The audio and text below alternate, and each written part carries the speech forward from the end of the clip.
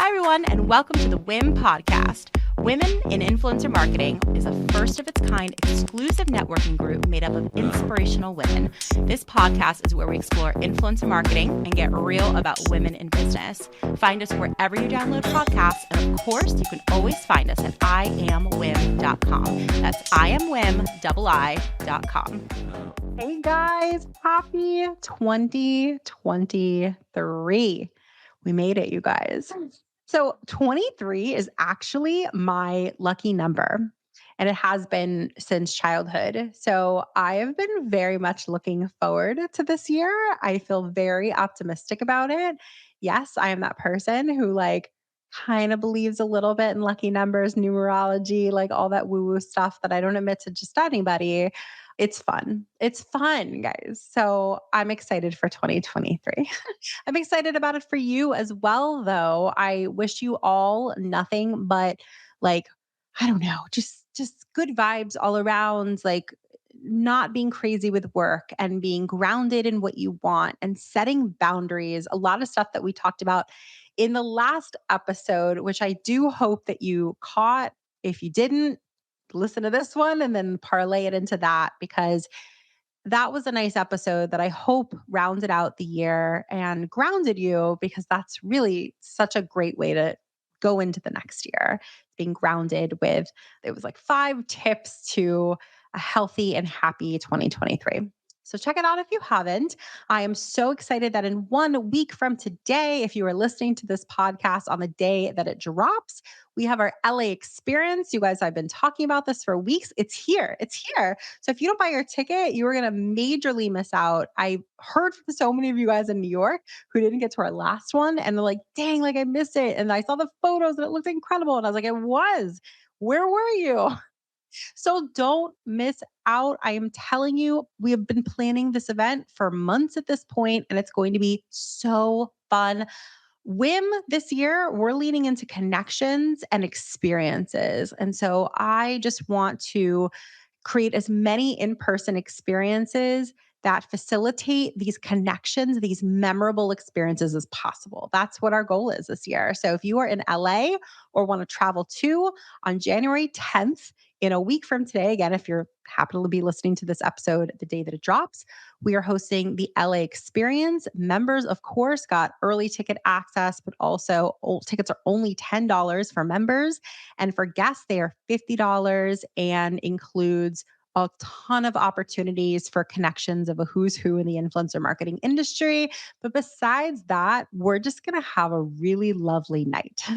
We have a beautiful house that we're using for the event by Shine Talent Group. So huge thanks to them for giving us this beautiful house of theirs to host this incredible event. And also we have Magic Links, which is one of our other sponsors for this event as well. We have some other sponsors that are giving away stuff for a raffle, and it's just going to be so good. I can go on, but I just think that you should go to our website and get your ticket, and you can read all about it there, which is iamwim.com/events. That's IAMWIIM, 2 I's.com/events. And you can see the LA experience. And then February 8th, we have the New York experience, which is going to be all of the magic on the opposite coast. And we just had our last event was here in New York, but again, so many people came to and were like, I missed it. It looks so cool, that the demand was there. And we're hosting another one just a few short months later. We're planning to go to other cities in the future, definitely this year, hopefully in the next couple months or so. So keep an eye out for all that. And of course, I'll bring you guys updates on the podcast as soon as I have them. This week's guest, you guys, this was a really fun episode. I was very intrigued by Erica. So when we got her on the podcast, I did a deep dive, and her history and her professional path is so interesting. So her name is Erica Yang. She's our guest today. She's the founder and the CEO of Real Hype Creative, which is a cross-border venture studio and creative agency. First, she was an established Wall Street investment banker before she went into the entertainment world and started her film production and celebrity agency. Then that was pretty successful, and she expanded and founded Real Hype Creative, which is a creative agency disrupting the world of influencer marketing through proprietary data, algorithmic insight, and her team of viral video content specialists. This agency is so interesting. It's actually was invested in by ByteDance, which is the parent company of TikTok.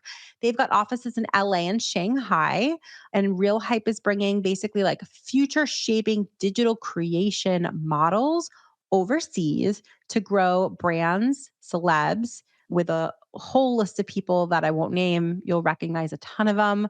But through the power of creative short video content, influencers, and e commerce live streaming, her agency is a one stop shop for global brand marketing, utilizing the most cutting edge technology from Web3, NFTs, virtual influencers, the metaverse, and more. You know, all of those are like speaking my language. I was so intrigued by her. I had to have her on the show. So without further ado, I hope you guys love this episode. Here is Erica Yang.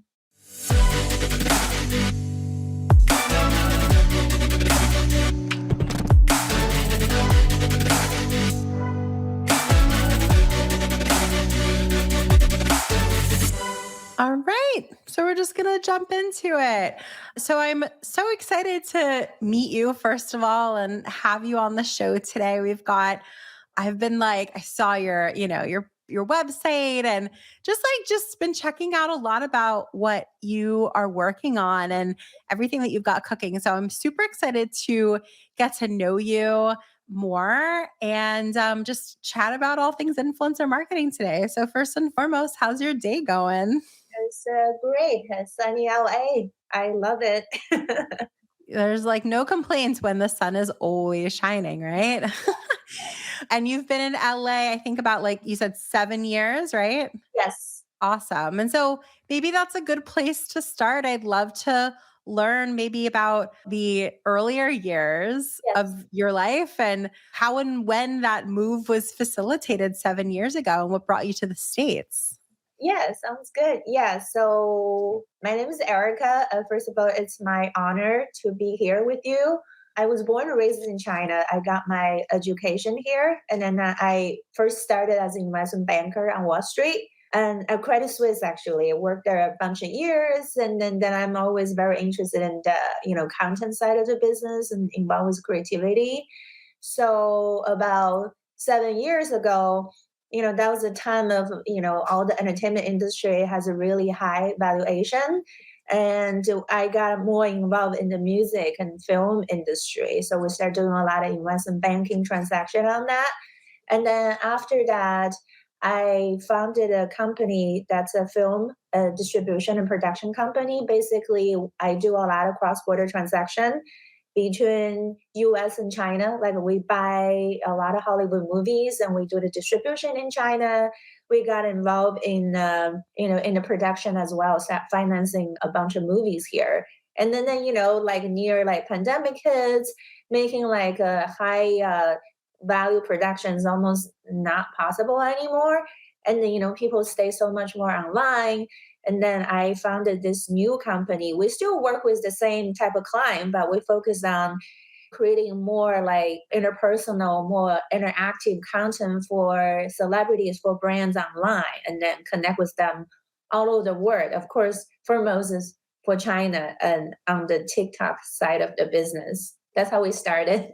I love that so much. And I think that you're going to have a lot of insights that we can glean from you today, especially a lot of people in the States like really look up to social media in places like China. We hear that like social selling and commerce over there has been started years and years and years ago, and we're just trying to catch up. And obviously with like all of the hype around TikTok, knowing that like it got its roots and started overseas as well. Like I feel like there's a lot for us to learn. So I'd love to learn a little bit more about your company now and also like its unique relationship with ByteDance. Yeah, sounds good. Yeah, we basically, my company, we focus more on international, especially, you know, we work for the brands and we work with the client if they want to go international. Say you want to go to the Chinese market, you are a Hollywood celebrities, you have a huge influence and you want to do more work over there. We set up your TikTok profile for you. We do your content strategy. We have an in-house content studio. So then we do that side of business. And also for the brands, you want to go to Chinese market. So we do the similar and vice versa. There are, as you know, there are way more international brands wanting to come to United States. And so we do that side of business as well. We pretty much help them with their social media, TikTok, Instagram, YouTube, you name it, we pretty much handle it all.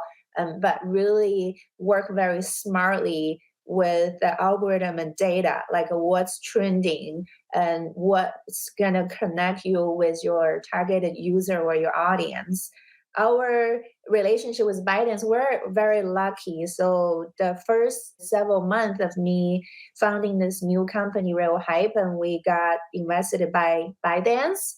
So we have a very close relationship. For example, we do like a weekly call. We discuss, what's trending, how can we work together, how do we work better with the creators and influencers, and how do we help the brands and how do we help them go global, and giving you examples. For example, we work with Akon and we work with Steve Aoki, the world-renowned DJ, and we do localize, I call localize, like a customized content for them, cater to the Chinese market. And we also work with TikTok very closely, say what's trending this week and what can celebrity do that's gonna help, what's trending this week, and then how it's gonna benefit whatever the brands is trying to promote, or how do we create a better profile. So you work closely with TikTok in China. So say let's start a campaign together because this month is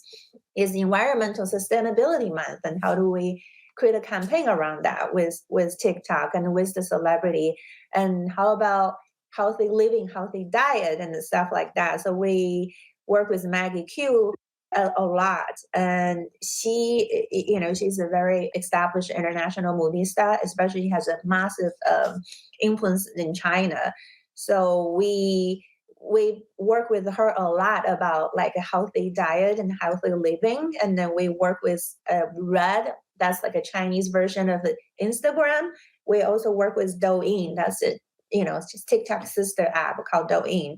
We work together, we say, okay, how do we do a collaboration with a bunch of other celebrities and a bunch of other influencers, and we make it much more meaningful, impactful to promote, more accessible knowledge and information to the public so we can help them out. So we do that side of a lot. And on the other side, from the commercial side of the business, we also work with the brands, with TikTok, and try to, through the algorithm, what would be a meaningful content that works with algorithm really well that can go viral. So it's pretty much it's like literally a weekly ongoing basis through all departments at TikTok. No, I appreciate that so much. Would you say that like how would you identify like your secret sauce? Like what makes your company unlike any other company? I think it's the key ingredients to really understand the algorithm data, and then really just creating the content that works with the algorithm data that comes with your own years of expertise, and also working really close with TikTok. What are you trying to promote this week? And this week you work really well. Sometimes, wow, so you're promoting the same thing, but the algorithm like to promote how to. So basically you teach people how to lose weight or how to do something, and then TikTok love it. And then sometimes next week you figure out, wow, actually TikTok likes to people, you go accomplish your goal and then you went through hardship and then you accomplish that and then they really like it. It's still you're talking about the same story. You really work with the algorithm and data. I think that's really important. Another secret ingredient sauce is we work with them closely, but also you have to do a lot of trial and error. So, for example, we're promoting a scooter. What kind of video would work? And you really have to create a lot of different short content, a lot of different categories. Some of them focus on lifestyle, some of them focus on a daily user, like functionality perspective, sometimes like a fancy shoot. You really don't know. You just have to push like as much as you can in a lot of different categories, see what kind of hits. And then in a summary is just really know how to create a creative short trending viral video on a daily basis. That's kind of the key to help with our clients. That's a brand or that's a person. Yeah, no, I appreciate that. I feel like I'm always a little hesitant when talking about like viral content or, like beating the algorithm just because it seems a little obscure. So I'm curious, like, what would you tell somebody who is trying to learn more about, really mastering the algorithm? And you're talking about, trends before, like, where do they look? Like, how do they go through trial and error? Like, what does the process look like and what advice would you give? I think the best to start, say if you are a beauty influencer and you want to create like a trending viral video on the beauty side, I always suggest them to create a small account that only focus on the beauty content. And then you only focus on follow those accounts and you only watch that type of content. So algorithm identifying that actually you like that kind of content, they're constantly pushing you more and more that type of like viral content. So you kind of know, okay, that's actually really popular. You start kind of doing just that to gain a little bit popularity. And then you just keep building on top of that, being creative. I think that's really, really the key is you really, really work with the algorithm. And the way we always do is we create every time we start a new campaign or we work with a new influencer, we'll create a we call a matrix accounts. So we create a multiple accounts. Even say using the scooter as example, we create a multiple accounts and focus on different kind of side of a scooter, and we're following those accounts and say what algorithm push you because whatever algorithm push you tend to be the kind of viral content. So you kind of work with them along with them. And then the way you beat with them is, I would create as many as I can in a lot of different categories and I give a shot and try. And then some of them actually just would organically go viral. And then on top of that is you always work way better when you do the collaboration. So in China, it's actually really popular. Is every time you try to create some kind of content, you work with a lot of different creator. You start a campaign like simultaneously, and then we have a bunch of examples. And for example, we promote a song. We will work with Akon, and we work with one big influencer. We start a campaign with 10 other ones, and simultaneously, and then overnight will be a trending number one for a week. And so that collaboration being really key. No, that's really helpful. What else? I just feel like I want to pick your brain a bunch, like, because I feel like if I may, I would say that your secret sauce in your business is, I would think it's a unique perspective that you Mhm. guys have. I feel like you have a really interesting insight, like 7 years, like delving headfirst into, the US brand partnership market, but you also have all this history in China, like launching a company there and continuing to do business there. So I would say that your secret sauce, if I may, is just that unique perspective. And I would love to gain more of that in this conversation, even. So, like, what other types of best practices do you see in content wherever it is? It can be, based here, based there, anywhere. But like, what else, other best practices or successful campaign strategies have you seen? Because I want to learn from those. Yeah, I think if we can learn, so what I consider the TikTok in China is a little bit ahead of the TikTok here is the content is a little actually much more premium per se. So for nowadays, if you want to really stand out, even in the US TikTok, you really have to, do more work on the creative side of it.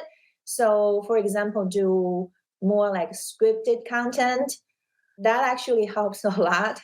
What China has done is, just imagine it's like a little TikTok version of a sitcom or a TikTok version like a TV network, like an HBO TV network, and every individual creator is their own channel. So now over there is so much more competitive. What happens is if you are one creator and you literally have a team of 8 to 10 people, so you have writers and you have a camera, you have editing people, and so your content comes out like so much better, and you definitely stand out.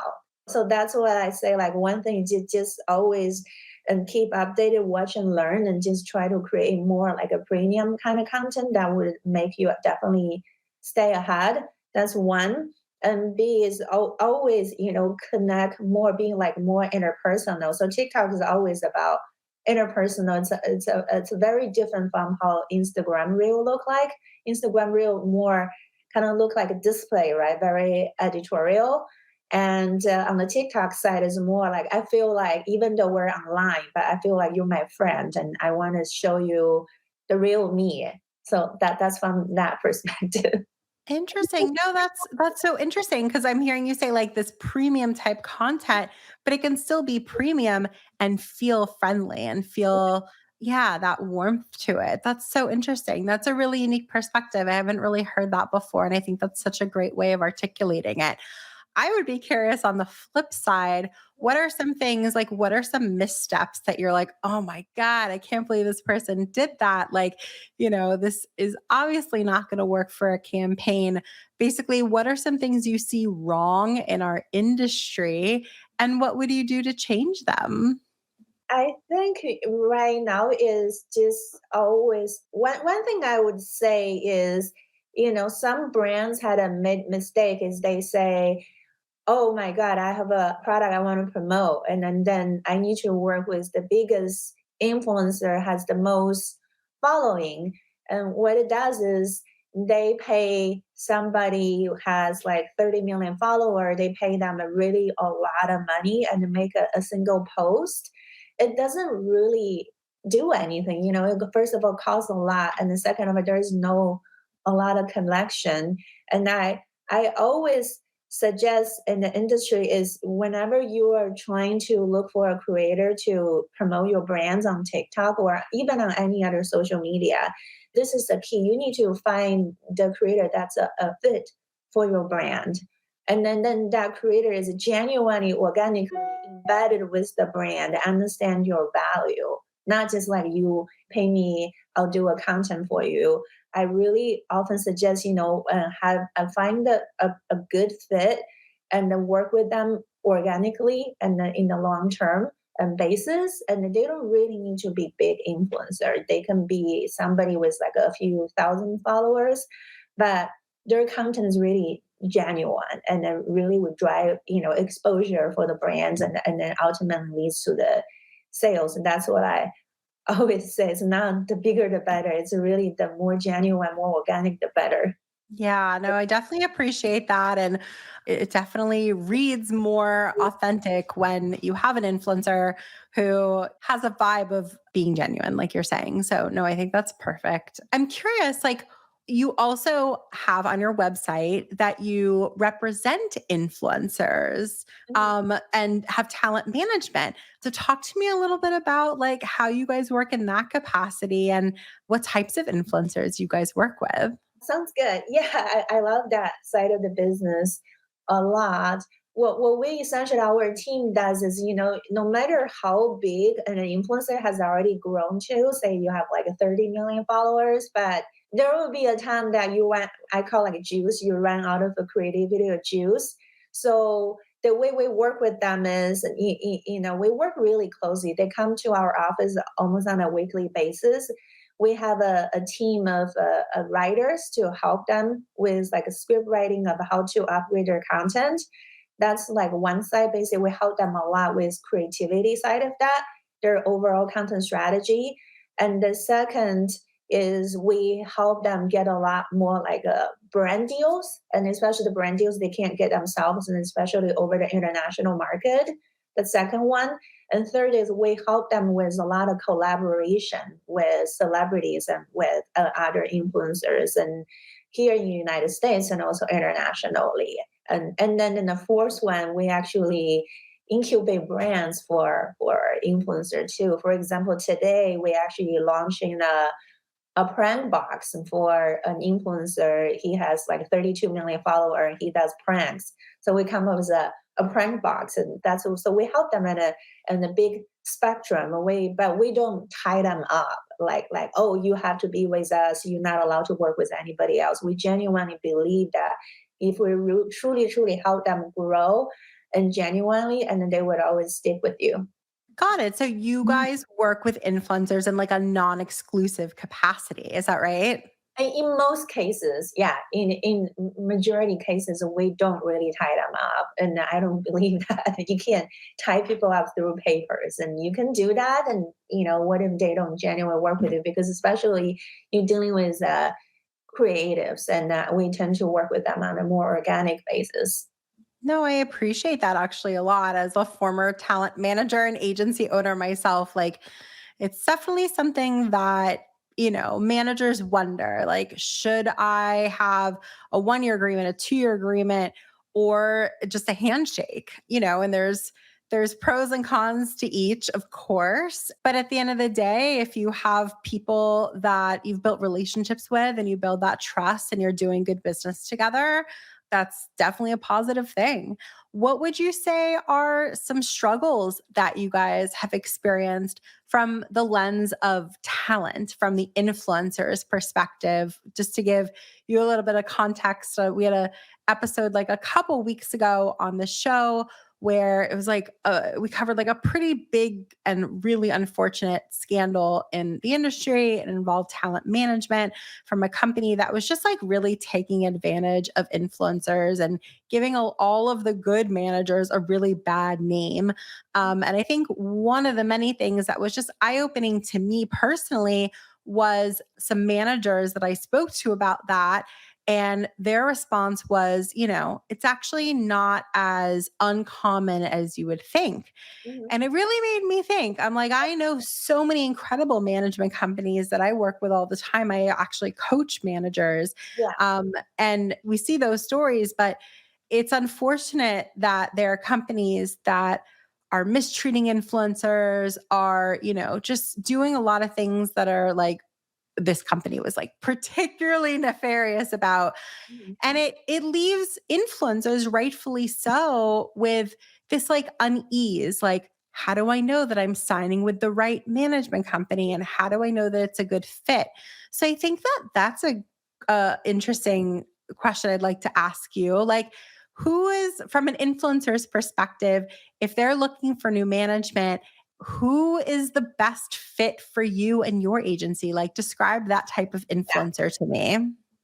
Oh, we really like to work with the influencer. They genuinely want to grow and they need help, and then we can really truly help them out.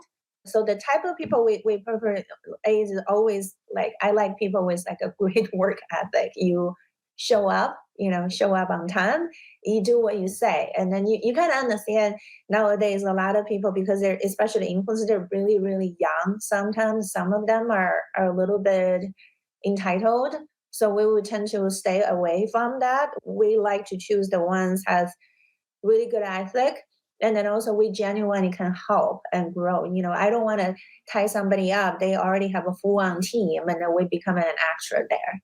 Got it. No, that makes perfect sense. And do you guys tend to focus more specifically on TikTok talent? Yeah, we focus more on TikTok. It's kind of like our like bread and butter in a way because TikTok is always our investor. So we have a lot of more like ahead of the game kind of schedule. We know like when what's gonna launch in what feature. how program works. And so we have a lot of more advantage per se in that perspective. Awesome. And where do you think there are opportunities for influencers these days? Like, for perspective, we talk a lot on the show. I mean, a ton about brand partnerships. And that's sort of been like, to use your term, the bread and butter for most influencers and most talent agencies for the longest time. But, you also see influencers, like you said, like creating product of their own or branching out and doing television or all sorts of things. Where are some interesting opportunities that you've observed for talent these days that maybe influencers haven't really noticed enough? Oh, absolutely. I think one of the, if you are say you're a creator, you don't need to be like big. If you're a really good content creator by itself, there's like a huge opportunity ahead. One thing I would say in China, it's already very established. It's called a TikTok creator exchange program. And it's basically if you are a genuinely really good content creator and bunch of your video really hits on TikTok, goes viral, pick up by the algorithm, the pay grade is really, really high. And some of the creator I say in a couple months and they make $500,000. And I actually see a lot of them, and even in the United States. And that's one way is just genuinely being a very good content creator. You know how to create a great content that really works well for the brands and works for with the algorithm. Some of them get picked up, they really goes well. That's the content creation self. And then second of all is of course you the real opportunity here is, as we evolve, creator economy, like creator almost gonna become a startup itself, right? You are your own mini like a startup empire, and you need support, right? So you need capital, you need creativity, you need a platform to support you. So that's kind of like you really need to be as a creator, you really need to be a very good business savvy person, be a good businessman. And then you evolve on that. On top of that, you can incubate brands for yourself. You can, also shift to like a Web3 space, and it doesn't matter you're a beauty influencer, like fashion or any other influencer. You understand how the Web3 side of the business, and there's a lot of opportunity on that side. And also, and foremost is the most actually the biggest opportunity I see is live streaming for creators. One of the biggest creator in China, and his name is Austin Lee, and we also call him Lipstick King. So this guy sell like over billions in products in 6 hours just through live streaming itself. Not on TikTok, on Taobao, it's a different platform, but it's incredible. We believe because this is also one of the TikTok's major mission, which has done really, really successful in China. So the TikTok here and really are also trying to push the live stream and shopping to the public as soon as they can. That is fascinating to me, like the live streaming component. So it's interesting because, like, is that specific platform just for live streaming, or is it like TikTok where you can live stream, you could post? Like, tell us a little bit more about that platform. Yeah, it's the live streaming is actually on the TikTok. So people still going to TikTok, and on the upper left corner there's a live button. You click on that. That's like like a hundreds of live streaming rooms there. So it's the same platform, same app. You can post, you can comment, you can go to live stream, and you can shop there. Got it. Okay. I thought you were saying that this person that you were mentioning, like they live stream on a different platform. So it's on TikTok, you're saying? Yeah, yeah. Oh, perfect. Okay. And so talk to me. I definitely would love to dig into live streaming a little bit because when you were saying earlier how like the keys to success for any influencer partnership is just like that influencer being warm, friendly, like there's that sort of like that quality. And I can only imagine that sort of quality coupled with a couple other things that come to mind would be really most compelling for live streaming. It's like the epitome of sales person who is equally compelling but also friendly, and you just like very naturally infuse whatever it is that you're selling as part of that. So, like the people that you have observed who are really good at live streaming, how much of the time would you say they're like selling versus it's just like about like chit chatting and like you're talking to a friend? Yeah, it's actually really depends. And I see like successful examples in many different scenarios. Some of them are just really you live stream with them in a very consistent basis and you talk with your fans and you become really close friends with them. And they just generate like a lot of organic sales.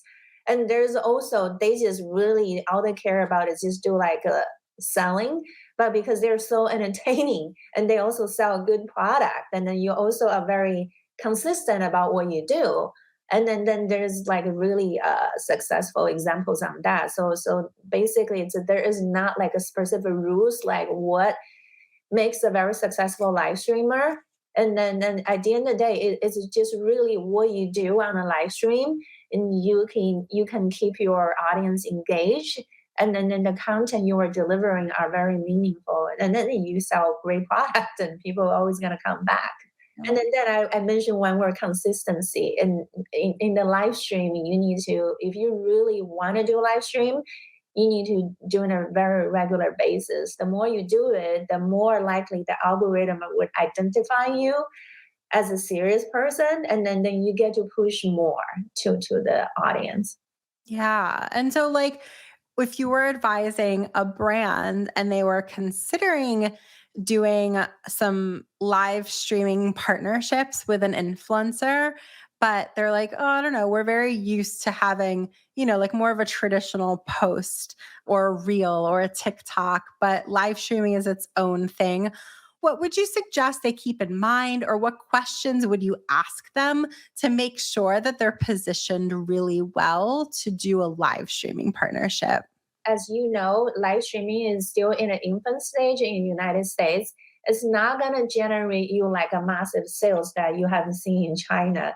So you want to tell them, a first of all, you're going to have a lot of organic audience watching you, so you're going to have a pretty good brand exposure, and then that would ultimately needs a good sale. But you're not going to say like a huge sales on day one, especially for a lot of smaller brands and unknown brands.